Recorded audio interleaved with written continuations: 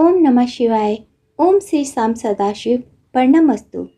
किसी भी माह की त्रयोदशी तिथि को प्रदोष तिथि का व्रत किया जाता है और प्रदोष तिथि भगवान शिव को समर्पित मानी गई है। अगर प्रदोष तिथि मंगलवार के दिन पड़ती है तो उसे भौम प्रदोष व्रत के नाम से जाना जाता है। भौम का अर्थ होता है मंगल और मंगलवार के दिन पड़ने की वजह से ही इसे भौम प्रदोष व्रत कहा जाता है।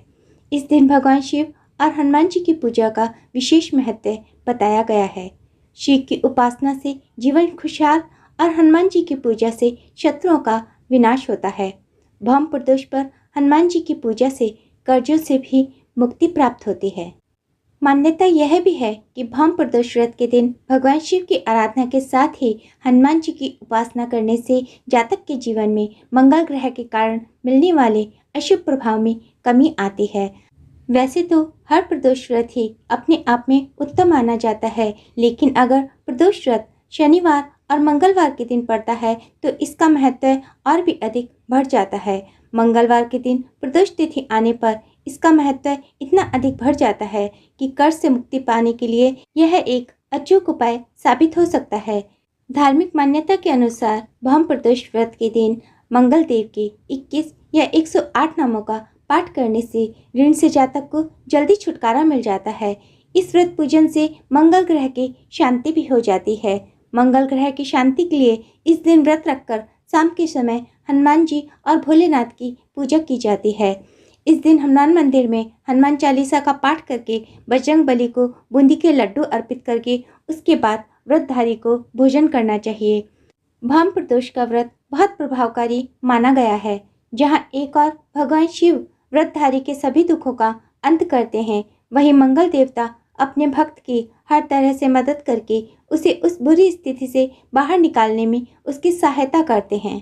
कर्ज से मुक्ति पाने के लिए हर व्यक्ति तमाम तरह की कोशिशें करता है, किंतु कर्ज की यह स्थिति व्यक्ति को तनाव से बाहर नहीं आने देती। इस स्थिति से निपटने के लिए मंगलवार का भौम प्रदोष व्रत बहुत सहायक सिद्ध होता है। धार्मिक मान्यता के अनुसार भौम प्रदोष व्रत में कथा सुनने व कहने वाले को मोक्ष की प्राप्ति होती है। प्रिय श्रोताओं, आप सभी को भौम प्रदोष व्रत की हार्दिक शुभकामनाएं। एक समय की बात है, एक नगर में वृद्धा रहती थी। उसका एक ही पुत्र था। वृद्धा की हनुमान जी पर गहरी आस्था थी। वह प्रत्येक मंगलवार को नियम पूर्वक व्रत रखकर हनुमान जी की आराधना करती थी। एक बार हनुमान जी ने अपनी भक्तिन उस वृद्ध महिला की श्रद्धा का परीक्षण करने का विचार किया।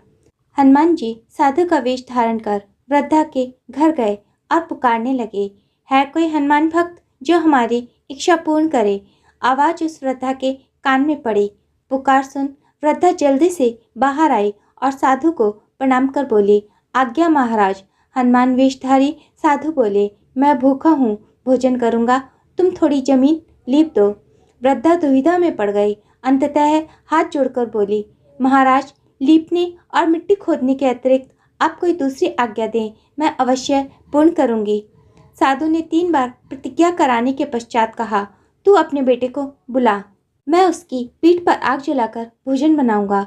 यह सुनकर वृद्धा घबरा गई, परंतु वह प्रतिज्ञाबद्ध थी। उसने अपने पुत्र को बुलाकर साधु को सौंप दिया। वेशधारी साधु हनुमान जी ने वृद्धा के हाथों से ही उसके पुत्र को पेट के बल लिटवाया और उसकी पीठ पर आग जलवाई।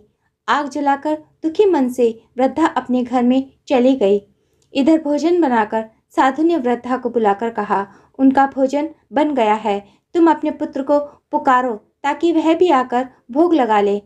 इस पर वृद्धा बोली, उसका नाम लेकर मुझे और कष्ट ना प्रदान करें। लेकिन जब साधु महाराज नहीं माने तो वृद्धा ने अपने पुत्र को आवाज लगाई। वह अपनी माँ के पास आ गया। अपने पुत्र को जीवित देख वृद्धा को बहुत आश्चर्य हुआ और वह साधु के चरणों में गिर पड़ी। तब हनुमान जी अपने वास्तविक रूप में प्रकट हुए और वृद्धा को भक्ति का आशीर्वाद प्रदान किया। बोलो बजरंग बली की जय। हर हर महादेव। जय भोलेनाथ। जो भी व्यक्ति श्रद्धापूर्वक भौम प्रदोष व्रत की इस कथा को पढ़ता है, सुनता है अथवा दूसरों को सुनाता है, महादेव उसकी सभी मनोकामनाओं को पूर्ण करते हैं। बजरंग बली उसकी सदैव रक्षा करते हैं, उसे किसी भी प्रकार का कष्ट होने नहीं देते। तो बोलो हनुमान जी की जय, बजरंगबली महाराज की जय, हर हर महादेव, जय भोलेनाथ।